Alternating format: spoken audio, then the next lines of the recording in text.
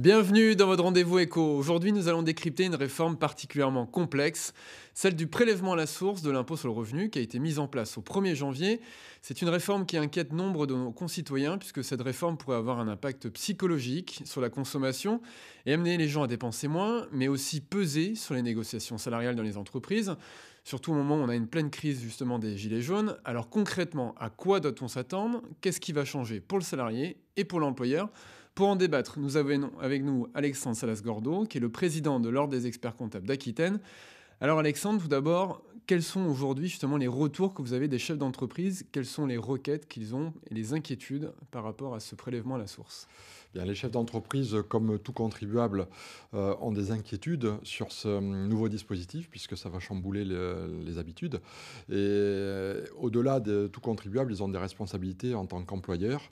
Et donc, ils ont envie de comprendre et de connaître les spécificités et les particularités de cette réforme. Oui, parce que c'est une vraie révolution pour eux. Ils sont là, entre guillemets, pour collecter l'impôt Voilà. et ils peuvent être sanctionnés en cas d'erreur, hein. Voilà, ils deviennent collecteurs, en effet, donc ça leur attribue une responsabilité supplémentaire dont ils se seraient passés, à vrai dire.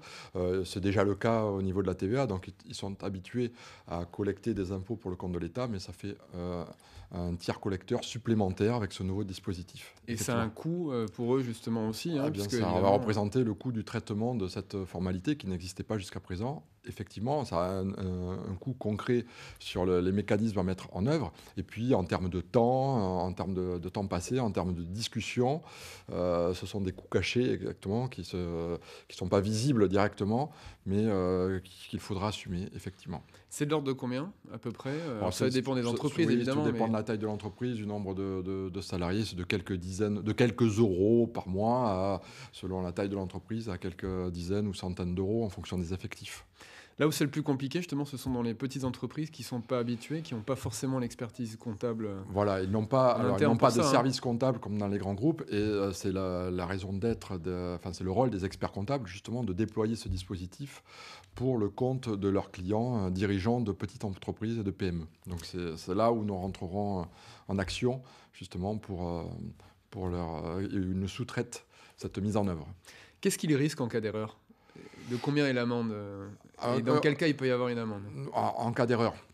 Heu les sources d'erreur, en fait, ne relèvent pas de la enfin, ils risquent, s'ils font appel à un expert comptable, nous appliquerons les textes, et la réglementation, et donc les seules erreurs qui peuvent intervenir, c'est une erreur au niveau du taux qui serait, qui serait communiqué par, l'administration de manière erronée, mais donc là, ce n'est pas de leur responsabilité. Ce qu'ils risquent, c'est s'ils ne reversent pas les sommes, de manière volontaire. Donc là, ils seront poursuivis, en recouvrement.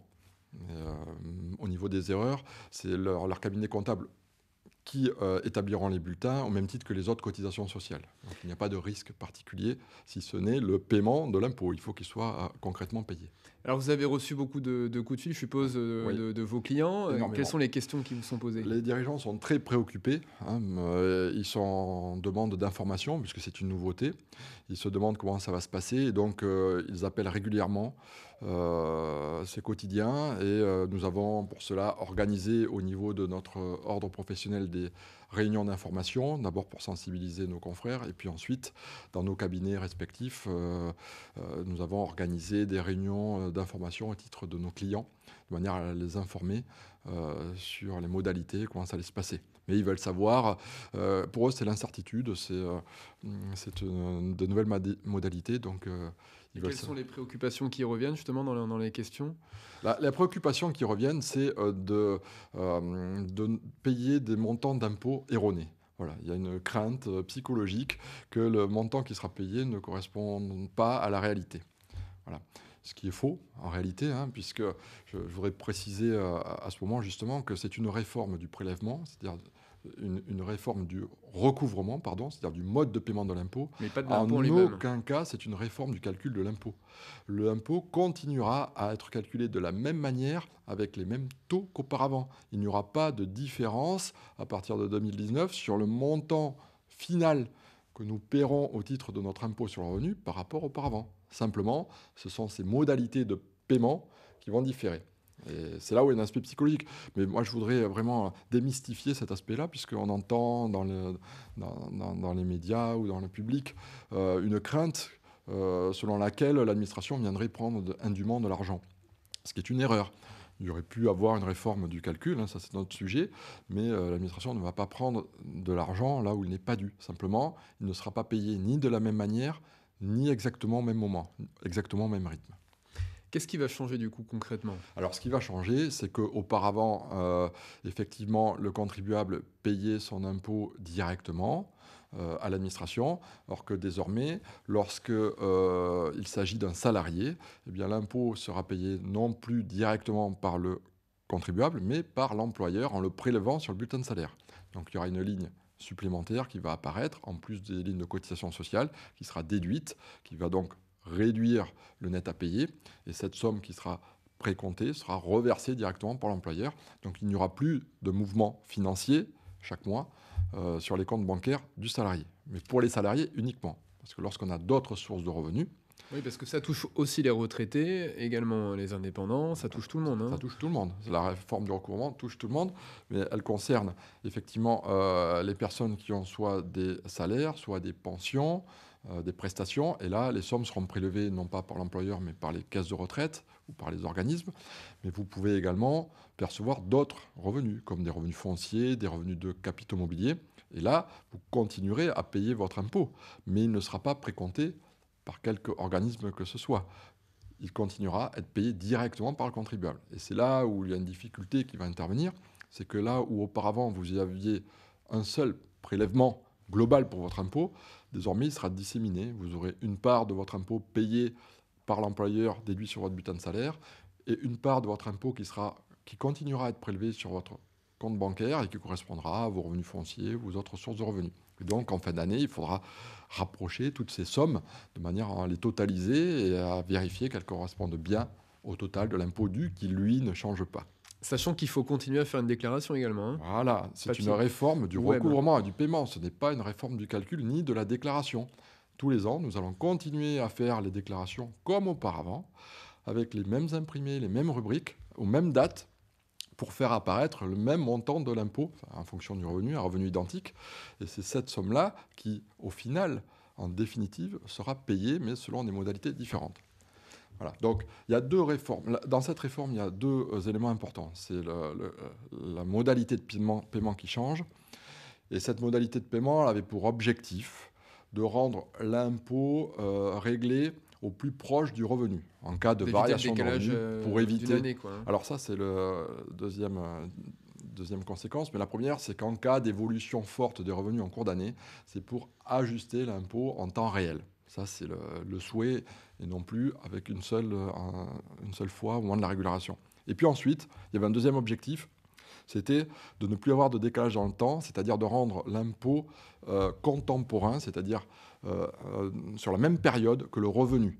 C'est-à-dire qu'à partir de 2019, l'impôt qu'on paie en 2019 correspondra au revenu de 2019. Alors qu'auparavant, lorsqu'on était en 2018, actuellement, on paie des impôts sur 2017. Voilà. Et ce décalage pouvait générer des difficultés, et donc l'objectif, c'était de gommer ces difficultés. Voilà. Donc ça, ce sont les deux aspects positifs. Aujourd'hui, on le voit, beaucoup d'économistes redoutent, les avis sont contraires, hein, entre les économistes, qu'il y a un impact psychologique sur la consommation. C'est-à-dire que les gens vont voir une somme d'argent moins importante justement sur leur bulletin de paye du fait du prélèvement à la source et vont se dire bah, moi, je vais dépenser moins. Est-ce que vous redoutez aussi un impact sur l'économie, surtout au moment où on a cette crise des gilets jaunes justement? Oui, je pense que c'est une réalité, puisque par définition, l'économie repose sur la confiance. Voilà, la confiance, c'est l'aspect psychologique du consommateur et des acteurs économiques qui vont prendre des décisions en fonction de la perception qu'ils ont de l'avenir. Et donc, toute décision, toute habitude qui change va avoir un impact, une incidence. Alors, quel sera le niveau de cette conséquence ? À titre personnel, j'ai tendance à penser qu'il sera moins important que les événements qu'on connaît actuellement et qui animent le pays. Ouais, parce que c'est comme 0,1 point du PIB, hein, quasiment. Voilà, Hein, donc je pense qu'il peut y avoir des impacts qui, de mon point de vue, seront, je pense, limités. Mais enfin, ça reste une impression. En revanche, il peut avoir un impact plus concret, plus immédiat, c'est dans les relations entre les employeurs et les salariés. Sur les négociations salariales. Sur les négociations salariales, puisqu'en effet, bien que cet impôt ne change pas le montant du salaire brut, c'est-à-dire du niveau des rémunérations, en bas du bulletin, vous aurez un montant net à payer et un virement qui va apparaître qui sera inférieur. Évidemment, le pouvoir d'achat du salarié ne va pas diminuer, puisque ça remplacera le prélèvement qui sera fait sur son compte. Mais lorsque vous êtes face à un interlocuteur, un employeur, quand vous discutez, bien vous discutez sur sur l'information apparente que vous avez sous les yeux, et donc vous partez depuis le net. Donc il y aura un travail d'information, de pédagogie à faire par l'employeur. Mais bon, ça va bien quand les relations sociales sont apaisées et quand le climat social de l'entreprise est bon, mais lorsqu'on est dans des relations plus délicates, ça rajoute de la complexité dans les discussions et ça peut avoir des impacts. Ça peut être un argument supplémentaire pour le salarié pour négocier. Quand on écoute justement les syndicats des impôts, ils nous disent que c'est une réforme extrêmement complexe à mettre en œuvre, que contrairement aux autres pays où ça a déjà été mis en œuvre, le prélèvement à la source, nous on a le calcul du quotient familial qui est dans notre système des impôts, et donc du coup ça complexifie tout. Est-ce qu'au final, quand on se dit que pour les gens qui sont mensualisés par exemple, ils ont aussi de toute façon tous les mois une somme qui est retirée, certes pas sur leur fiche de paye directement, mais sur leurs revenus. Est-ce que c'est pas une réforme justement qu'on a fait entre guillemets pour rien? Est-ce que c'est pas une erreur d'avoir fait cette réforme, surtout au moment où voilà, on a des revendications sur le pouvoir d'achat? Il est clair que cette réforme va entraîner de la complexité. Alors, selon le point de vue dont on se pose, dont on se positionne, évidemment, on n'a pas la même vision. Pour le contribuable, tout a été fait pour que ça soit le plus fluide possible et qu'il puisse adapter et que ça soit simple et facile. Mais pour que ça puisse être simple du côté du contribuable, il faut en amont, au niveau de l'interface, au niveau du calcul, il y a une machinerie, si vous voulez, il y a tout un dispositif avec de l'informatique au niveau des centres des impôts, et puis que ce dispositif ait été paramétré de manière à ce qu'on puisse ajuster, personnaliser, adapter. Et ça, évidemment, ça demande des paramétrages, ça demande tout un ensemble de travaux qui sont complexes. Alors, pour répondre à votre question, en effet, pour que ça soit réellement simple, il aurait fallu aller au bout de la logique et réformer également le calcul de l'impôt lui-même, c'est-à-dire le système du quotient familial, des abattements, des crédits d'impôt, des niches fiscales, etc. Ça, c'est un débat beaucoup plus vaste, puisque derrière tout ça, derrière le quotient familial, il y a la politique familiale, et donc c'est un débat beaucoup plus vaste. Alors, il aurait fallu harmoniser les deux. Il est certain qu'en ne faisant qu'une partie du sujet, c'est un bon début, puisque comme je l'ai dit, ça permet de rendre l'impôt contemporain, donc ça enlève un inconvénient. Ça permet également d'ajuster plus rapidement, mais c'est au détriment de la simplicité. Et là, il aurait fallu aller beaucoup plus loin dans la réforme fiscale. Et quand on sait la difficulté de réformer la fiscalité en France, c'est un chantier notamment parce qu'il y a beaucoup de niches fiscales. Et d'ailleurs, qu'est-ce qui va se passer pour les niches fiscales? Alors, les niches fiscales, elles perdurent, elles continuent, elles demeurent, puisque, comme je vous l'ai dit, il n'y a pas de changement de mode de calcul, et donc on continuera à payer la même somme. Ça, je le répète à plusieurs reprises, parce que vraiment, il y a une erreur de perception de la part du public. À l'arrivée, vous aurez payé la même somme, mais pas au même rythme. Voilà. Simplement, ces niches fiscales, elles seront bien déduites. C'est-à-dire, derrière niche fiscale, vous avez ce qu'on appelle les crédits et les réductions d'impôts. C'est-à-dire les dispositifs incitatifs en faveur de certains secteurs, comme les emplois à domicile, le bâtiment, ou divers secteurs variés, qui permettent de réduire le montant de son impôt. Eh bien, ces réductions perdureront. Simplement, là où auparavant elles étaient intégrées dans les acomptes mensuels ou dans les tiers provisionnels, désormais elles feront l'objet d'un remboursement à hauteur de 60% sur le mois de janvier, là, ce mois-ci, de manière à ne pas pénaliser en termes de trésorerie. Et ensuite, vous percevrez le remboursement du solde ou l'imputation du solde au moment de votre déclaration de revenus. Encore une fois, c'est une question de rythme. On ne sera pas au même rythme, mais ils seront bien déduits. Il n'y a aucun changement. Il n'y a rien qui change dans la modalité de calcul. On peut déplorer certaines niches, on peut dire qu'elles sont justifiées ou pas. On regrette souvent en France la complexité du calcul, mais ça n'a pas été modifié.